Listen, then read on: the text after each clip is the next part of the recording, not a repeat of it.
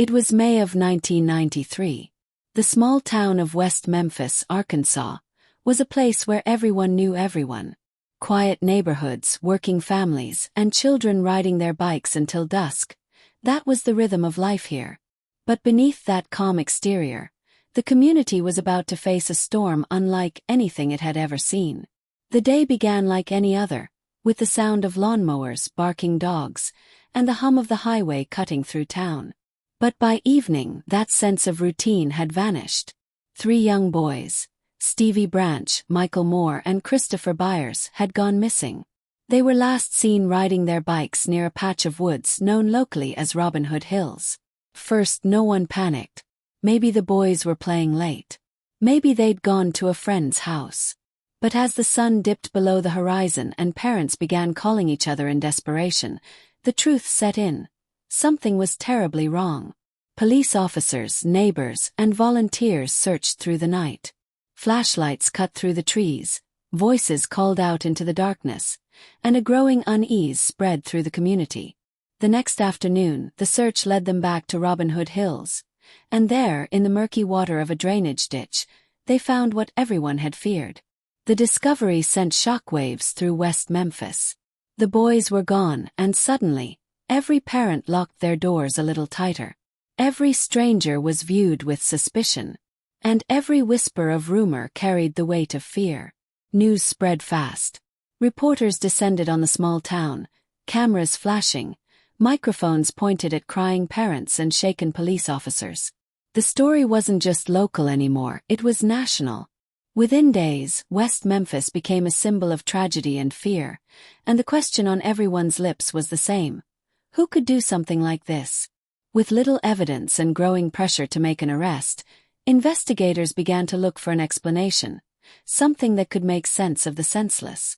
And in the early 1990s, America was in the middle of what the media called the Satanic Panic, a nationwide hysteria over supposed cults, ritual crimes, and dark symbols.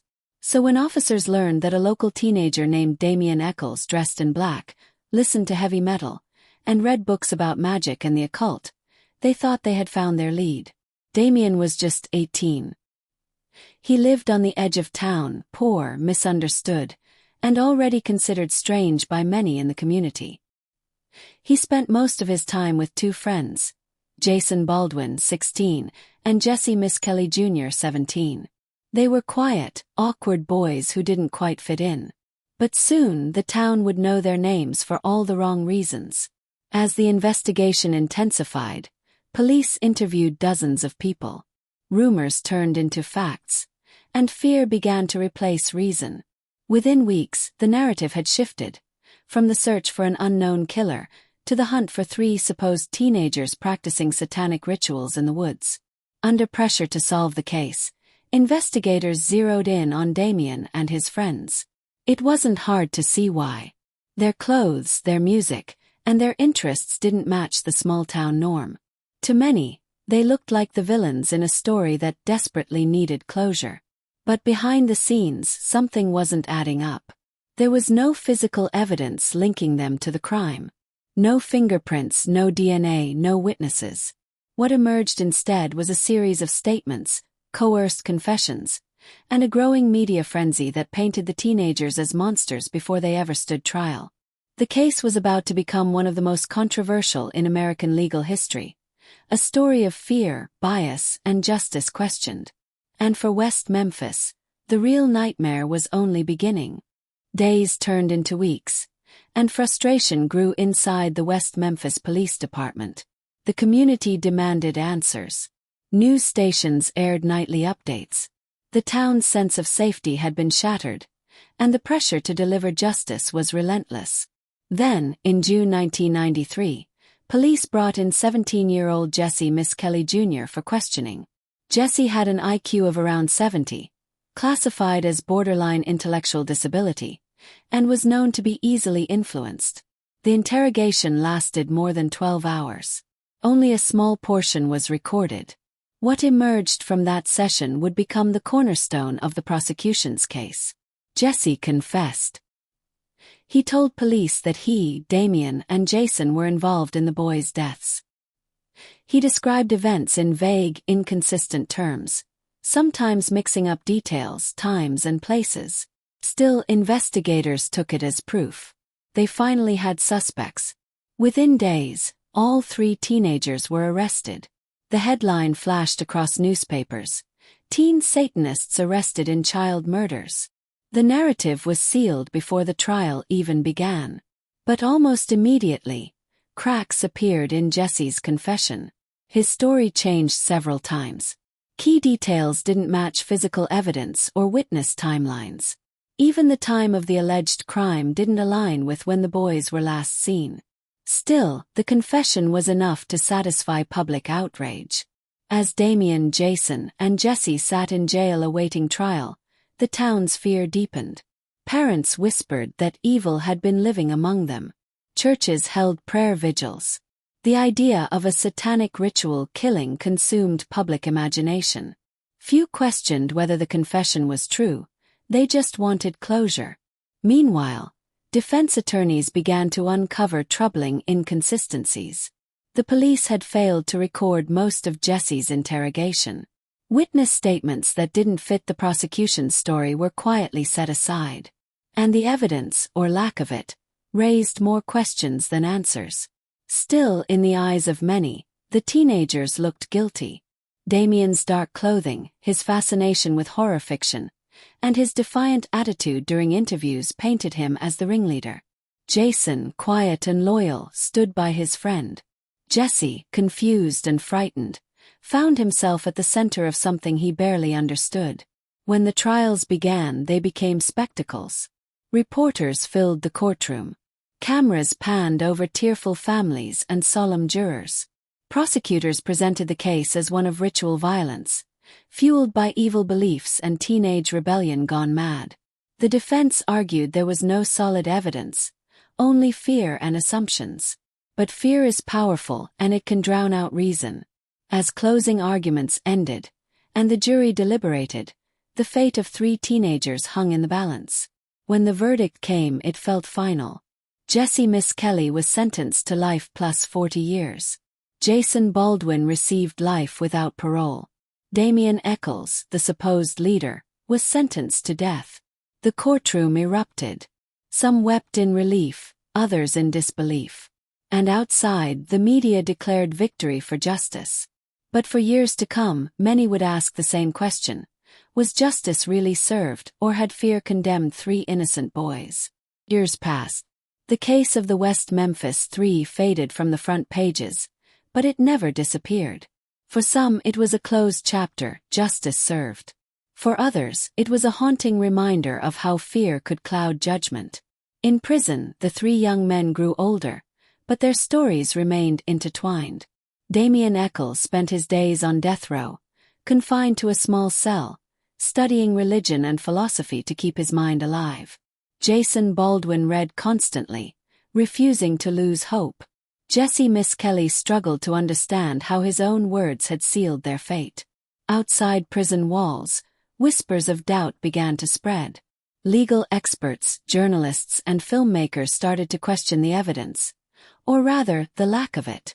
Why had there been no physical proof connecting them to the crime scene? Why had so much weight been placed on a confession taken under immense pressure, from a teenager with limited understanding? In 1996, a documentary called Paradise Lost, The Child Murders at Robin Hood Hills, premiered on HBO. Changed everything. The filmmakers, Joe Berlinger and Bruce Sinofsky, had been given rare access to the trials, the families, and the evidence. Their cameras captured moments that shocked viewers: the absence of concrete proof, the emotional weight of the community, and the personalities of the accused. For the first time, millions saw the case not through the lens of fear, but through the eyes of doubt. Viewers were divided. Some still believed the 3 were guilty, but many began to see a different story. A story of teenagers misunderstood by their community, convicted not by facts, but by appearance, culture, and timing. It was the early 90s. Black clothes, heavy metal, and interest in the occult were easy targets for suspicion. The documentaries sparked a movement. Supporters from around the world began writing letters, donating money, and advocating for a retrial. Celebrities like Eddie Vedder, Johnny Depp, and Natalie Maines from the Dixie Chicks spoke out publicly. They didn't just see 3 convicts. They saw a possible miscarriage of justice. Lawyers working on behalf of the West Memphis Three began pushing for DNA testing, something that hadn't been possible at the time of the original trial. Years of appeals and petitions followed, but progress was slow. Arkansas officials stood by the convictions. To them, reopening the case meant admitting that the system might have failed. Meanwhile, the small town of West Memphis remained divided. Some families of the victims still believed the right people were behind bars. To question that meant reopening old wounds, reliving trauma, and accepting that the real perpetrator might still be free. Others, however, began to see that something didn't fit. In the early 2000s, new forensic tests were finally conducted. The results were shocking. None of the DNA found at the crime scene matched Damien, Jason, or Jesse. Instead, a hair found on one of the victims was consistent with a member of one of the victims' stepfamilies, not the accused. Suddenly, the certainty of guilt began to crumble. But even as new evidence surfaced, the wheels of justice turned slowly. The men remained behind bars, their youth gone, their reputations destroyed. Then came another documentary, Paradise Lost 2: Revelations, which reignited public debate. It exposed inconsistencies, questionable witness testimony, and the deep emotional scars left on everyone involved. For many viewers, it was no longer about guilt or innocence. It was about whether these 3 men ever had a fair trial in the first place. By the mid-2000s, the West Memphis Three had become symbols of the flaws in America's justice system. Their story was studied in classrooms, debated on talk shows, and dissected in podcasts long before true crime became a global phenomenon. And yet, despite the growing movement, the state of Arkansas refused to release them. Appeals were denied. Motions were delayed. Years passed in silence. But then, in 2010, something finally changed. A judge ordered a new hearing to consider the new DNA evidence.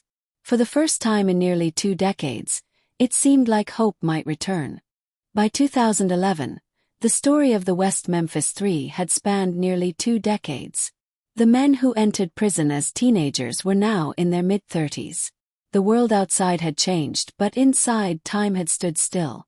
After years of legal battles, the Arkansas Supreme Court finally agreed to hear new arguments. Defense teams were ready to present DNA evidence, recanted testimonies, and claims of prosecutorial misconduct. Supporters gathered outside the courthouse, holding signs that read, "Free the West Memphis Three." Then, in an unexpected twist, the state offered a deal, something known as an Alford plea.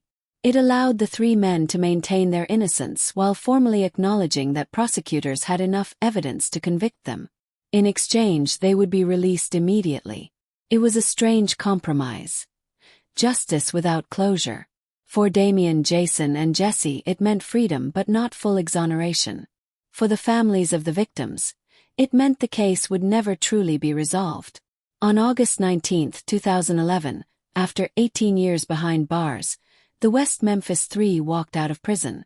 Cameras flashed as they stepped into the sunlight. Free men, but still labeled as guilty in the eyes of the law. The press conference that followed was emotional. Damien spoke softly, grateful yet haunted. Jason, who had turned down an earlier offer to avoid leaving Damien behind, stood by his side once again. Jesse, overwhelmed, said little. His journey had come full circle. The deal left the public divided. Some saw it as a victory for truth, others as a technical loophole that avoided accountability. The state avoided admitting wrongdoing, and the men avoided another decade of uncertainty. But for many it was clear. The West Memphis Three had become casualties of a justice system too eager for answers, and too afraid to question itself. In the years since their release, the men have tried to rebuild their lives. Damien Eccles became an author and artist, speaking publicly about his time on death row and the power of hope. Jason Baldwin pursued education and advocacy for criminal justice reform. Jesse Miss Kelly withdrew from the public eye, seeking peace far from cameras and headlines. Yet even today the question remains unresolved. If they didn't commit the crime, then who did? Despite new leads, no one else has ever been charged. The original investigation remains controversial, criticized for tunnel vision and flawed evidence handling. Documentaries continued to follow the story: Paradise Lost 3, Purgatory in 2011, and West of Memphis in 2012, both offering deeper looks into what went wrong. They revealed not only the failures of a small-town investigation but also the consequences of letting fear drive justice. The legacy of the case goes beyond West Memphis. It changed how America viewed confessions, media influence, and the danger of moral panic. It highlighted how quickly suspicion could turn into conviction, and how long it could take to undo the damage. For many, the case became a symbol, not just of 3 men wrongfully imprisoned, but of a system in need of reflection. For others, it's a reminder that even the most passionate debates can never bring back what was lost. The tragedy that began in 1993 still casts a shadow over Arkansas. The victims' families still live with the weight of unanswered questions. The West Memphis Three still live with the burden of being both free and condemned. And somewhere, deep in the collective memory of America's true crime history, their story endures, as a cautionary tale about fear, justice, and the fragile line that separates truth from belief. Because sometimes, justice isn't about who's guilty. It's about who we choose to believe.